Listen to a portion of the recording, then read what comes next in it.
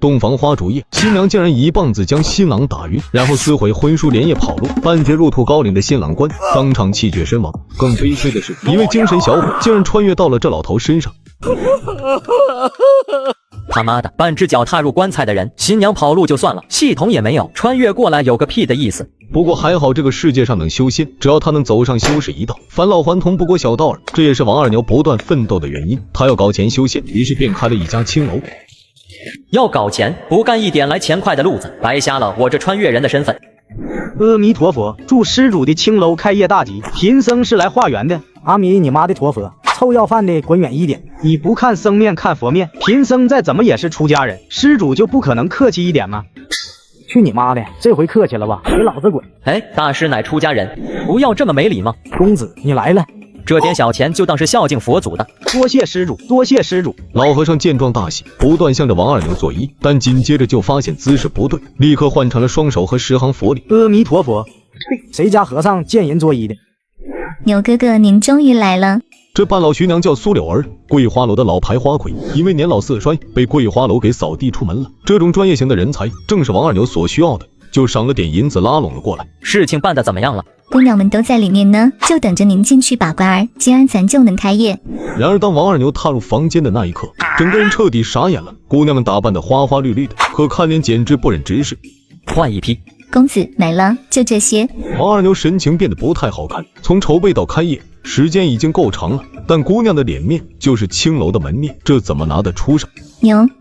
牛哥，您有所不知，姑娘们本来是挺多的，但是家里面卖出来的女儿，您指明了不要，只要自愿的，这就少了。我不是说可以放宽年龄限制吗？你看这台上的，一个个歪瓜裂枣的。牛哥，我们虽然按照您的要求放宽了年龄限制，可人家也不愿意来，还以为我们这儿是卖人肉包子的黑心铺呢，不然谁家开青楼会要30、40岁，甚至还有50岁的。一群土包子。不过骂的不是那些女人，而是这个世道的男人。懂不懂什么叫做大姐的爱，还有阿姨的温柔？罢了，都把手伸出来。众女虽然疑惑，但是不敢不从，纷纷伸出了手。接着王二牛就一个一个的走过，分别抓住了他们手腕，轻轻的揉捏，好像在感应什么。正因为此事，他常被人在私底下传有特殊癖好，甚至有人传言他那方面不行，只能靠摸手来达到心理上的快感。只是碍于王二牛的身份和地位，没有人敢当面说出来，但只有王二牛知道，这不是传言，这他妈是真的。穿越在一个老头的身上也就算了，那方面居然还不行，当了一辈子的阮老二和老处男，而这也是王二牛迫切想要走上修行之道的原因。你们应该明白，来这里是干什么的。现在我且问你们，可有被家里人逼迫，或者是被强行卖过来的？有的话，现在就说出来，可以直接回家了。我这里给你们送上盘缠。闻言，所有人默不作声。王二牛点点头，看来苏柳儿做的还不错，没有收那种被强行卖来的女子。如果有人不愿意做这行的，现在也可以说出来，我给你们转成其他职位。在我这里，任何人都可以卖艺不卖身，端茶送水，做个小厮，1个月的银子也足够你们开销生活。大人，小女子愿意端茶倒水。大人，小女子歌喉还不错，还学过武艺。好，你们2个先站在旁边。你们剩下的人，接下来做的活儿都是按劳分配。现在本公子也不知道刚开张生意如何，不能给你们一个准确数，但可以保证每人每个月有5两银子打底。一听这话，所有姑娘们全都来劲了，不少人更是因为激动，脸色都变得潮红。每个月5两银子，1年不得有60两。郡守的程卫军头子都没这么多吧？栽培的武技呢？2年前就开始练了，便按照你的意思研究出了一套新的武艺。而一想到那套武艺，就算是当过花魁的苏柳儿都红透了半边脸。今儿就让其中跳的最好的那2个给您展示展示。上才艺吧！随着音乐的响起，戏台后方的帘子被一只纤细的手臂拉开，双腿穿着海丝，脸上带着一张青lộ丝巾的女子，仅仅是这个出场就让人热血沸腾。舞姬他们见过很多，但是这种穿着打扮，这种另类方式的舞姿还是第一次见到。这钢管我也太错了吧！不过就算是这样，要对付这群原始人还是绰绰有余的。王二牛看了看铁蛋，还有不远处那几个小厮的裤裆，就知道这招肯定没错。这样的舞姬多调教几个出来。是，牛哥。走吧。好戏才刚刚开始，走出青楼后，一道戏谑的声音在耳边响起：“哟，这不是皇城王家有名的气少马，洞房花烛夜当晚，新娘子连夜跑路的王二牛吗？”我道是谁？原来是曹公子穿了身黄色的衣服，我还以为是坨人形狗屎立在那，一眼没认出来。曹云生被王二牛的话语点燃了怒火，但半天蹦不出一个字。他是郡守的儿子，身份在那儿摆着，总不可能像他一样满口污言秽语。没想到皇城王家的人居然也会说出这种污秽之言，实在是不成体统。哟，赵家千金也出来遛弯呢，多日不见，又长大了呀。嘿，当徒子，大胆，连赵小姐都敢调戏，你真是个泼皮无赖。这小子谁呀？孙家家族的庶子孙东流。庶子没听过。王二牛的话让孙东流气的身体都在颤抖。你这身板不当鸭子可惜了。你敢骂我鸭子？此鸭子非彼鸭子，不过也是在骂你的意思。是可忍孰不可忍，被当成阿猫阿狗记不住名字就算了，还被公然辱骂。他可不是曹云生。只见他双腿弯曲一蹬，身形一跃而起，一拳朝着王二牛袭来。哼！绣花枕头一包草，这点实力也配当出头鸟？靠下人出手算什么本事？有种跟我单挑呀！你跟我一个老头子打，也不嫌丢人。就在这时，只听一道钟声响起，众人扭头一看，是青楼里传来的。此时的青楼里早已布满了密密麻麻的看客，舞台上的舞姬们豪放、大胆、前卫的穿着，他们从未见过。一股股浓郁的荷尔蒙气息开始滋生弥漫，将整个气氛给瞬间点燃。而在不远处，曹云生、孙东流等人哈喇子都流干了。低俗粗鄙！看到这一幕后，王二牛就知道已经成功了。只要能赚到50万两银子，我就能修仙，我就能坚挺，就能恢复青春，就能长生。公孙前辈这个月的银子全都带来了，共白银1万两。不错不错，你小子每个月都挺准时的。他面前这位老人叫公孙阳，是一位名副其实的修士。王二牛能在千流郡肆意开办青楼，就因为有这位修士撑腰。前辈年龄大了，体内的灵脉真的会全部堵塞，只能靠输脉丹来疏通吗？输脉丹能打通体内的脉络，使其能吞噬天地间的灵气，但一般来说，岁数越小，经脉能够疏通的可能性就越大。超过20岁，一般就没啥希望了。而他面前的王二牛都50几岁，这把年纪还想修仙，简直是痴人说梦。所以公孙前辈觉得，晚辈就算服下了输脉丹，也是无法修行的是吗？能修，只能修一点点，不能修多了。就算是10万分之一的机会，晚辈也要试试。最近老夫需要大量的白银来提炼银晶，50万两白银可以换取1粒输脉丹，这个机会你可要好好把握。过2日我会给公孙前辈送一些新的姑娘，希望前辈喜欢。好说好说，有没有那种刚烈一点的？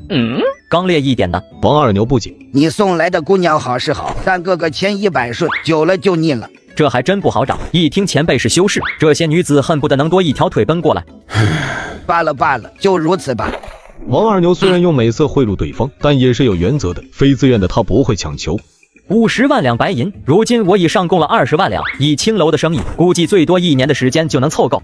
就在他内心憧憬时，铁蛋快步从外面走了进来。公子，属下有要事禀报。此事当真？属下亲眼所见。此时苏柳儿正坐在房间里翘着二郎腿，一名师弟在身旁小心的服侍着。这段时间跟着王二牛赚了不少的银子，日子过得那叫一个滋润。牛哥，您怎么亲自过来了？翠果，奴婢在。这是怎么了？老夫有没有告诉过你们，吃着我给的饭就不要干吃里扒外之事？我求死你个死丫头，你竟然敢吃里扒外！公子，奴婢没有啊。今天是那赏月楼的掌柜硬是拉着我，还给了奴婢很多银两，询问咱们是怎么经营的，但是奴婢拒绝了。翠果，你觉得在我手底下吃里扒外会是什么下场？公子，奴婢真的没有啊。此时的翠果眼神中的恐惧几乎要溢出来了。杀！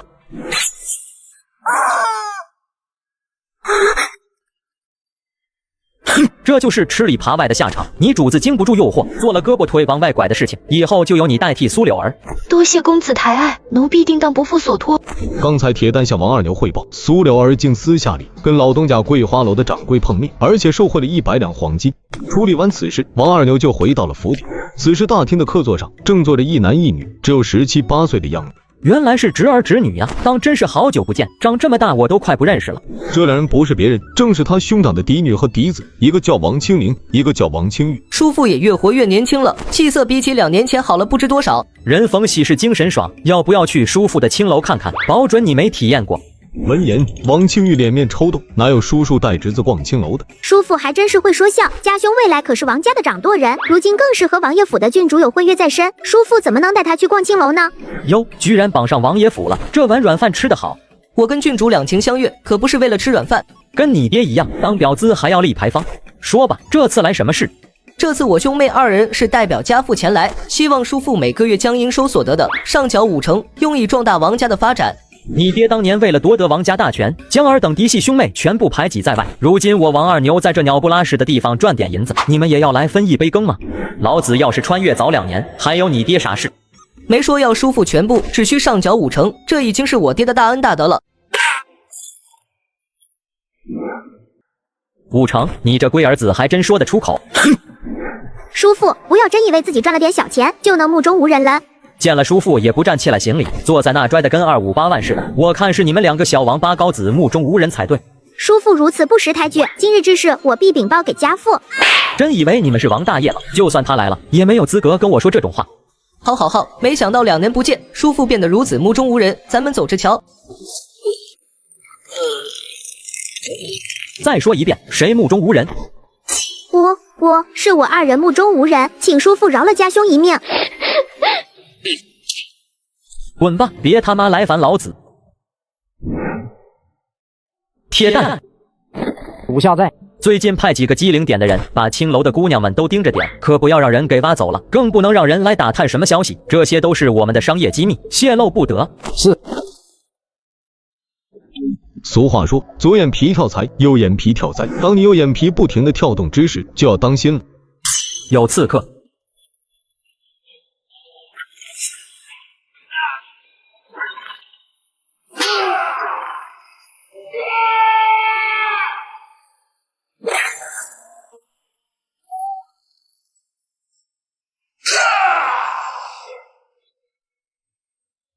出动如此多的刺客，半夜暗杀我这糟老头子，真是抬举老夫了。老家伙，要怪就怪你得罪了不该得罪的人。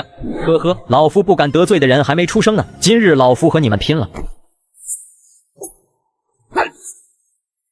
这老家伙怕是吓傻了吧？扔石头的小伎俩都使出来了。哈哈哈哈哈哈！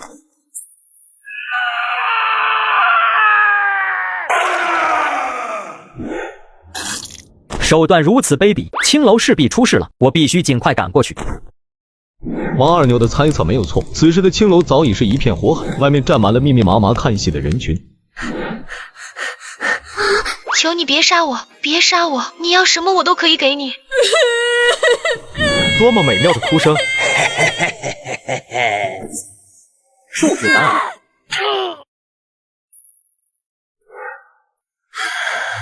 还是来晚了一步。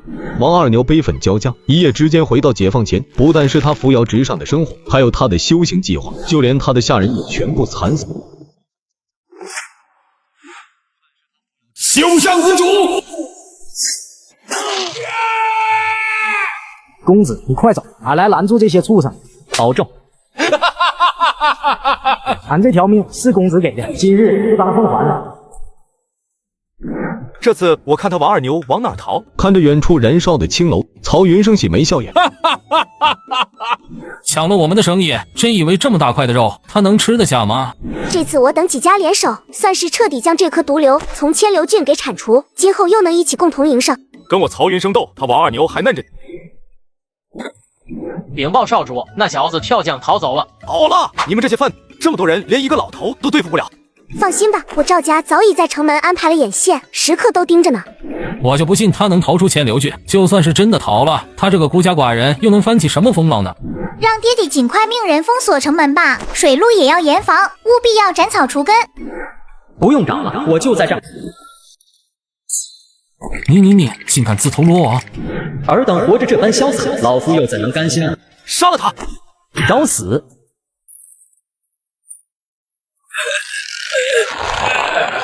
王二牛，你要干什么？快放下我的犬子！我要干什么？我倒是想问问，杀我府邸，烧我青楼，尔等是要赶尽杀绝吗？东流，我的儿啊！王二牛，我等是奉命办事，你府邸窝藏要犯，青楼里做的买卖也见不得光，此举是为了清除祸患。好一个义正言辞！既然你喜欢清除祸患，那我就清除给你看看。住手！你这个疯子，快放了我的女儿！你们不是喜欢清除吗？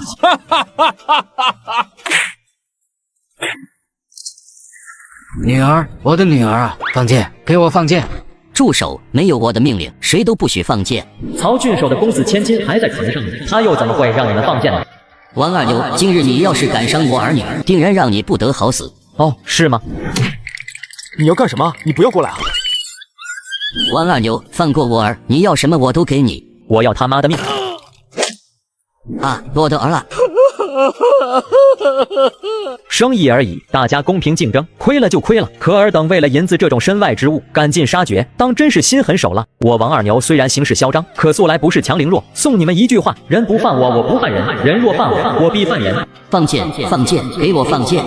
曹郡守，你死了一个儿子，还有一位千金呢，这丫头水灵的很。王二牛，人你杀了这么多，你还想怎么样？放过我女儿，她是无辜的。现在知道让我放过你女儿了。我府邸的下人，我青楼的姑娘，哪个不是无辜的？而且你这位千金刚才还出谋划策，要让你关闭城门，围堵老夫呢，她哪里会是无辜的？我错了，我再也不敢了。杀！给我杀了他！他日老夫归来之时，所有人都得死。杀了郡守的独子和独女，还有其他几大家族的嫡系子孙，这件事情注定会轰动整个千流郡。曹郡守此次前来，可是希望我出手，帮你将那姓王的贼人给找到。正是此意。曹郡守应该明白，我辈修士有严格律令，绝对不能插手凡人事务，尤其是凡人的生死，更是不能干预。在下只是希望先师出手找到那王二牛，并非要剥夺他性命，怎么能叫插手凡人生死呢？另外，我愿奉上黄金万两，全当是孝敬先师。既然如此，老朽帮你搜寻1日，1日之内，若是找到了就恭喜恭喜，如若找不到，也别怪我办事不力。多谢先师。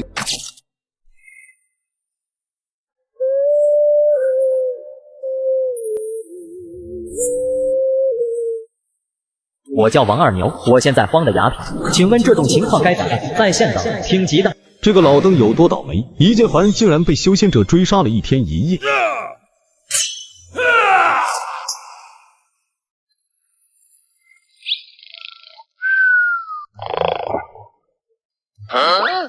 这老小子人呢？怎么突然消失了？罢了，回头就说这小子已经喂鱼了。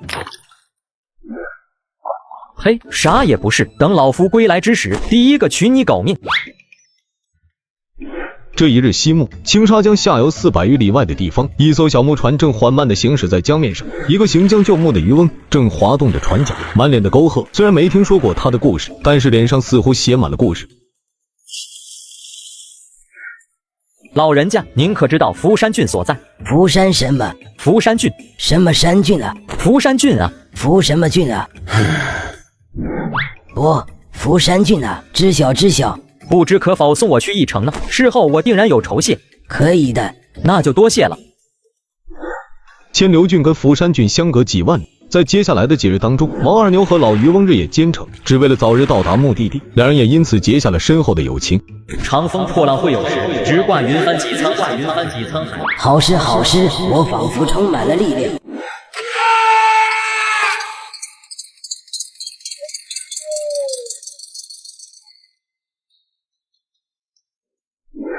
老哥之气概，颇有我当年的风范。老了，不及当年了。此是何物？为何我生平从未品尝过？清冽爽口。此乃我家乡的土特产，采用9981道工序。正当王二牛哈着牛逼的时候，一道火球在小木船不远处炸开。火灵仙子，别负鱼丸抗旨，将东西交出来吧。休想！冥丸不灵，那就别怪我无情了。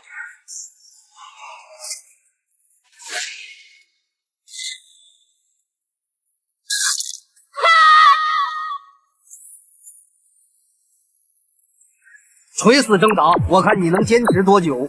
八荒烈火掌，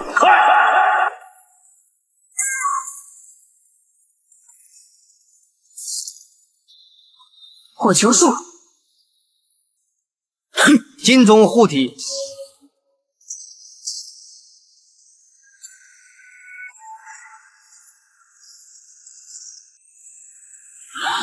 这就是修士之间的打斗吗？真是神仙打架，凡人遭殃。我劝你还是束手就擒吧。我的玄灵体已经达到了凝气化顶的境界，你又如何能抵挡？那可不一定。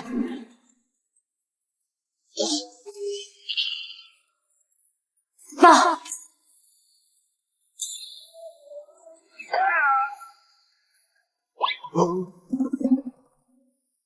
三位真火，该死！你怎么会有这种东西？斩！呼呲一声，络腮胡大汉胸口冒烟的地方又燃烧了起来。山水有相逢，咱们走着瞧。今日若不是我受伤，必然要将你斩于手下。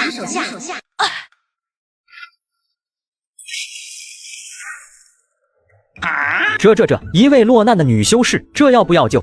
王二牛认识公孙阳，他知道修士和凡人之间是有一道不可逾越的鸿沟的，贸然去救，说不定就被对方给翻手灭了。不过救人既然不可能，摸一下总不过分吧？想到这，王二牛的眼皮又开始跳动了，而且是左右眼同时跳动。如果真的是左眼皮跳财，右眼皮跳灾的话，这是不是富贵险中求的意思？拼了，搏一搏，单车变摩托。很快，王二牛就来到了火灵仙子的旁边，也看清了这位仙子的模样。就算是他阅女无数，这一刻也有一种惊为天人的感觉。可王二牛知道，他面前这位一根手指头都能捏死他，所以他绝对不能乱来。触摸到火灵仙子手腕的一瞬间，一股灼热感轰然袭来，而且这股灼热越来越猛烈，到了最后让王二牛有一种由内而外的焚烧感。此种感受还是第一次体验到，跟当初触摸那些凡人子女不一样。难道是因为对方是修士吗？此事何物？还是少管闲事，溜了。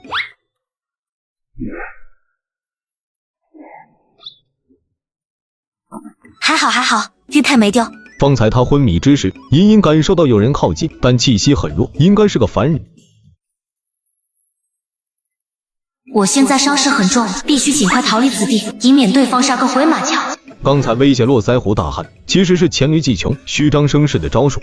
突然，极端的火灵仙子猛然停了下来，她先是一愣，接着神情就变得吃惊，然后是错愕，最后张大了嘴巴，一副难以置信的样子。我的姻缘似乎流失了一部分。男属阳，女属阴，一些修士在冲击瓶颈的时候，就会采阴补阳，或者是采阳补阴，也是俗称的双修之法。但通常情况下，只有破身才是最直接，也是最有效的获取阳元阴元的办法。想到这里，火灵仙子瞬间就慌了神。难道我已经不是完璧之身了？那人趁我昏迷之时，对我行了不轨之事。该死，我必须要检查一下。不许偷看，说的就是你。奇怪了，除了丢失一缕姻缘，其他的还是完好无损。难道方才的那人是一个修士？但他不解，是修士的话，看到自己落难不杀不救，也不劫财劫色，只是吸收了一缕姻缘，这有点说不过去了。思来想去，也找不出答案。虽然我不知道你是谁，但我记得你的气息。来日要是撞见了，定要你好看。谁在惦记着老夫？传家若有再见之日，必有厚报。王二牛朝着老渔翁深深拱手一礼，这一礼拜得心甘情愿，拜得坦诚至笃。不出意外的话，此生都不可能再相见。走吧，人生如棋，落子无悔。春风若有花意，可否许我在上？跋山涉水，王二牛终于来到了福山郡。此时城门前站满了人，皆是要进城的队伍。进城需缴纳5文钱。常言道，1分钱难倒英雄汉。如今的他全身都翻不出一个铜子儿。不知这位施主有何指教？大师，老夫是来化缘的。不知施主想要化什么缘？实不相瞒，老夫钱袋丢了，没有钱进城，所以想要找大师化点银子。钱财乃身外之物，贫僧倒是没有。出家人不打诳语，大师若是没有钱财，又如何能进城呢？贫僧也正在为这件事情发愁。这，本以为找和尚要钱应该更容易，可不曾想对方也是个泥菩萨。就在这时，一个邋里邋遢的少年引起了他的注意。扒手这种职业，当真是每个地方、每个时代都有。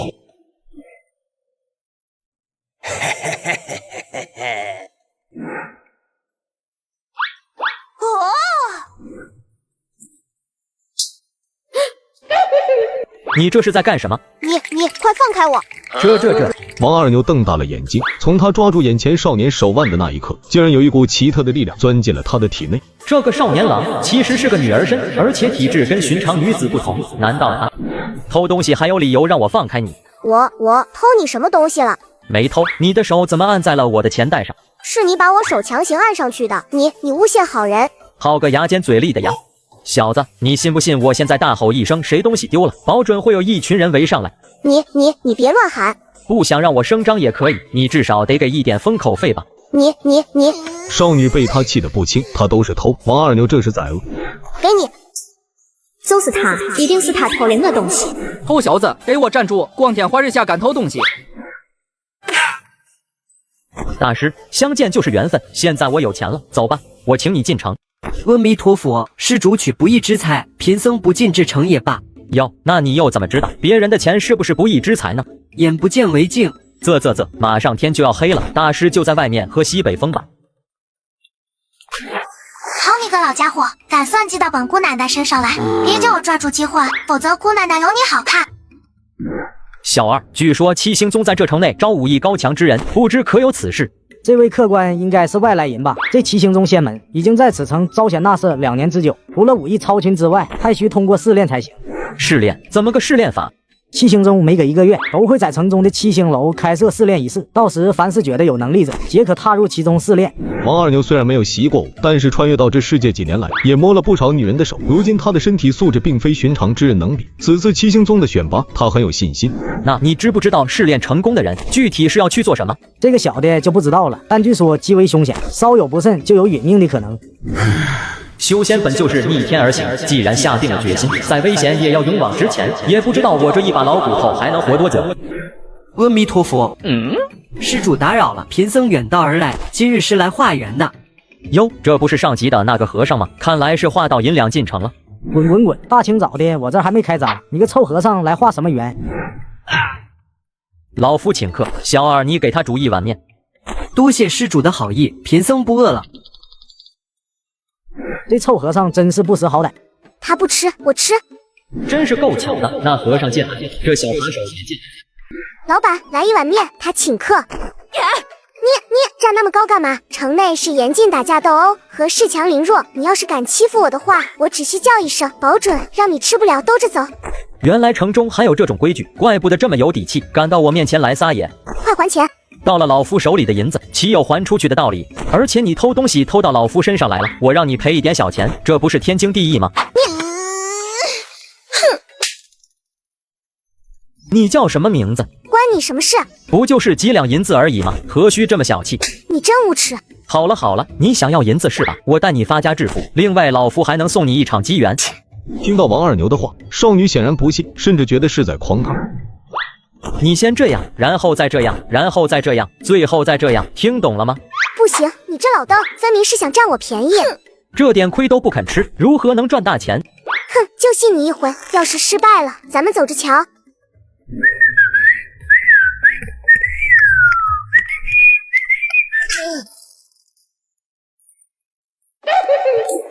来人呐，救命！老人家，您这是怎么了？疼不疼啊？哎呀，我这胳膊肘啊，哎呀，我这腰间盘啊，都摔坏了，都不疼啊。都这样了，就别用排除法了。你怎么摔成这样了？你可不要乱着，我可没撞到你，是他往我身上碰的。老人家满脸血迹，还在这信口开河，还不赶紧赔礼道歉去请大夫？让开！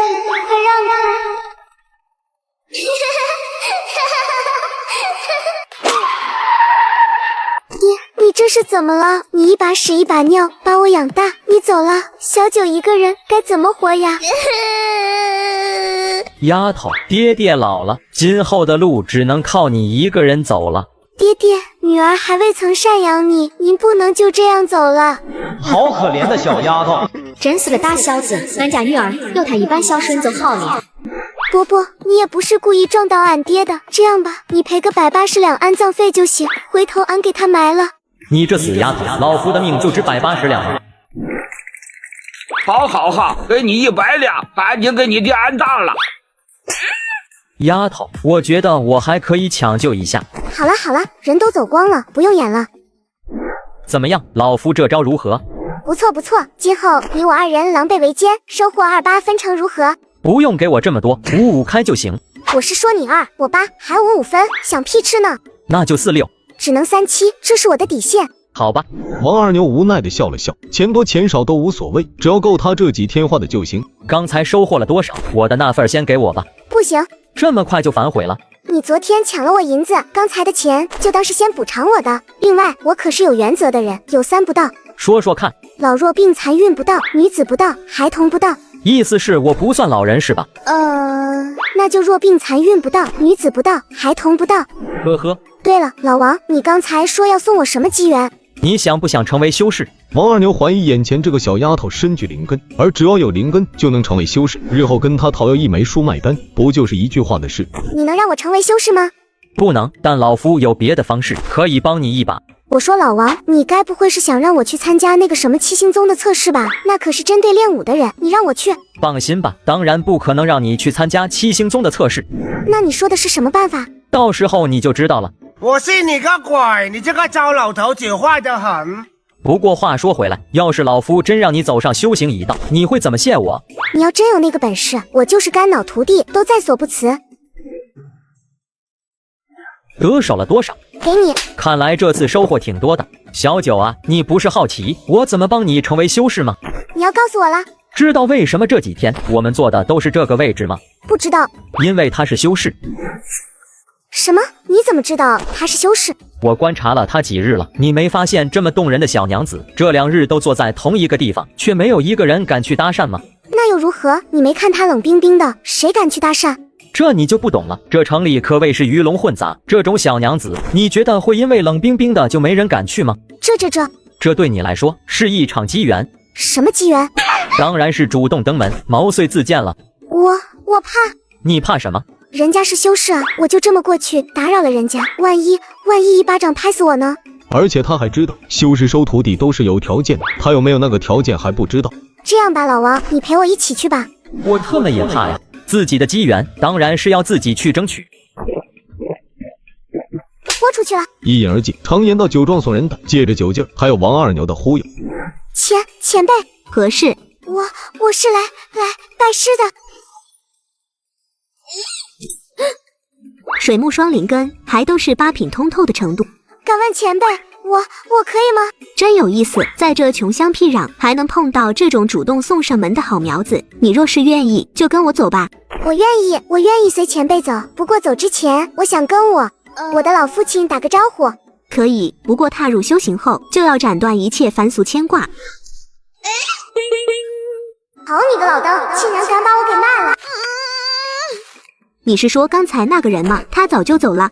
那就不用道别了。许氏家父不忍分别之痛，所以他走了吧。从此你就是我偃月宫修士，并进入本座麾下，成为本座的亲传弟子。多谢师父。跪下磕头，从今往后称我为师。这个宗门试炼大会有多离谱，竟然把试炼者架在火上烤，坚持1个时辰方能合格，这你受得了吗？欢迎诸位参加七星宗选拔仪式，本次主题是真金不怕火炼，1寸光阴1寸金，纯销1颗值钱金。此次试炼共有3关，通其2即可入我仙宗。第1关，舌尖上的修仙，只需诸位坚持1个时辰即可，很简单。简单个锤子，我裤衩都烧出火星子。我懂了，只要把自己想象成烤鸡，就不会痛了。兄弟，你清醒点，我们不是奥尔良烤鸡。俺抗议，这火候不均匀啊！左边屁股都7分熟了，右边还是凉飕飕的，这谁受的了？皆是愚笨之人，区小火，老子撒泡尿即可灭之。你不要过来啊！哼，老子生平最痛恨投机取巧之辈。仙长，小人有个不成熟的建议，不知当讲不当讲？请讲。小人建议把烤架转起来，这样不仅受热均匀，而且肉质更扣弹。此建议甚妙。当赏，赐你符箓1张。哦，多谢仙长。恭喜诸位通过第1关，接下来第2关试炼开启。力量大比拼，谁能举起此鼎，就能通过第2关。小千斤顶，让老子先打头阵。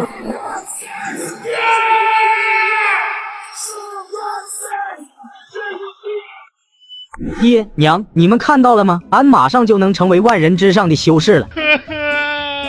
去你丫的，磨磨唧唧，真是老母猪戴胸罩，一套又一套。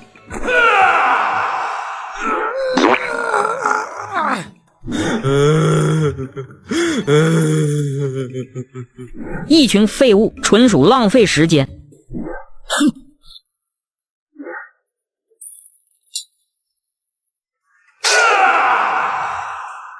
这次谁的不讲，竟然如此勇猛！咋上来了个老家伙？快滚下去！待会儿散了腰可没人扶你。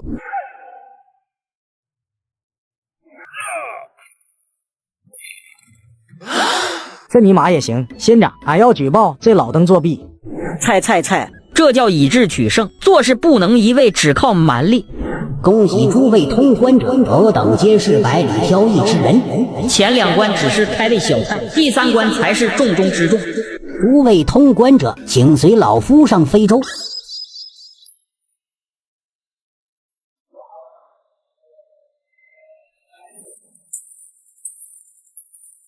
诸位，此行的目的地是黑风谷，是一处常年都有罡风吹拂的地方。此地极为奇特，凡是修士踏入其中，体内的法力会逐渐流逝，而法力流失，我等修士就会变成普通人。但尔等皆是练武之人，此地的罡风对于你们来说，除了剧烈一点是没有其他影响的。我七星宗招贤那是，目的是为了采集黑凤谷的一种灵药。此物名叫三生花，3片花瓣结白，花蕊漆黑且无色无味。另外，三生花成熟后会结出一种黑色的果实，此物名为三生果。三生花数量稀少，很难寻觅，三生果更是可遇不可求。凡是能采摘一朵三生花的人，皆能得到一粒舒脉丹。如果能寻得一粒三生果的，除了能得到一粒舒脉丹，而且就算服下后没有打通灵根，也能直接入我七星宗，成为一名杂役弟子。言尽于此，机会就在眼前，能否抓住，尔等自己把握吧。此处就是黑风谷，我等会在这逗留1日，1日后不管成功与否，尔等都必须出来，否则大罗金仙都救不了你们。老夫神识已探开，若是发现尔等有故意逗留在入口之处，专门杀人夺宝的，别怪我下手无情。奥利给，干了兄弟们！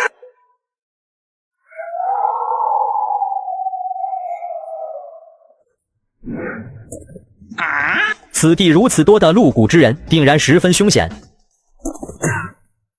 原来是张老弟呀，我还以为有人要偷袭于我，抱歉。王老哥，此地危险性极高，不如你我2人联手如何？你我2人真要联手了，到时只找到了一株三生花或者三生果，可不太好分呐。那老弟就预祝王老哥马到功成了。还联手，老夫有金手指，你有你。自从王二牛踏入黑风谷的那一刻，他的左眼皮就在不停的跳动。不是这个方向，也不是这个方向，这回方向对了。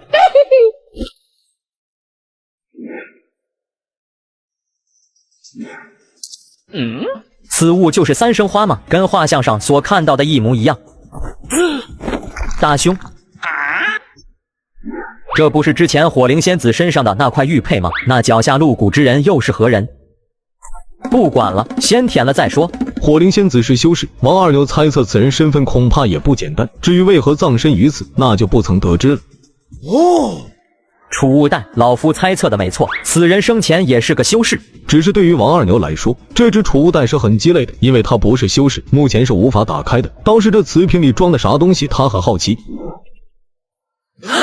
这瓷瓶里竟然是三生果，一粒就能让我直接进入七星宗，而且里面似乎还不少。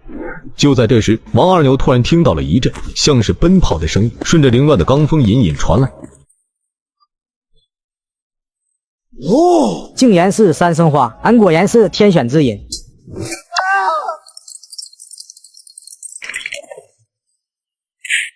我呸！还天选之人，三生花处之即死，可不能用手直接采摘。